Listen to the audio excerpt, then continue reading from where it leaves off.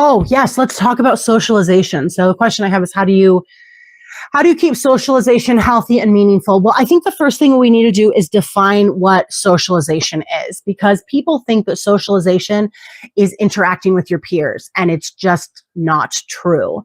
So if you consider public school kids, they sit in the same classroom with the same cohort for, what is it, 12 grades?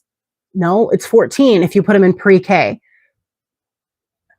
That is not socialization. It's learning how to interact with the same group of people with the same expectations and the same grade that you are over and over and over again. So as you move up in the grade, so are your peers, and you're all at the same level, and you're not learning how to interact with other grades. You may have different kids in your class, especially when you get into middle school and high school and you're changing classrooms.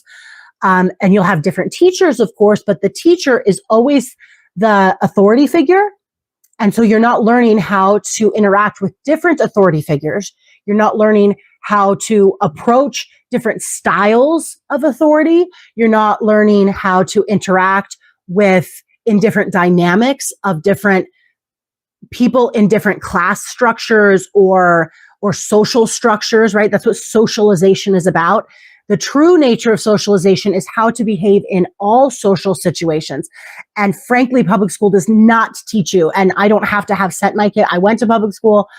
I know, everybody knows, let's be honest, that school does not teach you how to interact in all social situations, okay? We learn how to socialize when we go to church because we have peers, different age groups, multiple different teachers, usually a pastor or a preacher.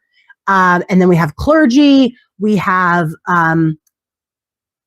Sunday school teachers. We have a variety of different types of social structures within a church. You don't have to go to church to be social, right? So at the grocery store, we learn how to be social. We have to figure out where items are, and we have to ask somebody. We have to find out the people who can help us.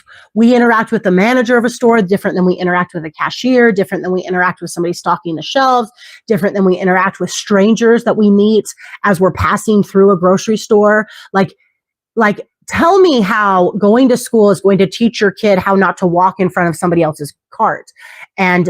And school doesn't teach kids that, and neither does homeschool, because no kid knows how to not do it. Like no kid knows how to not walk in front of somebody else, right?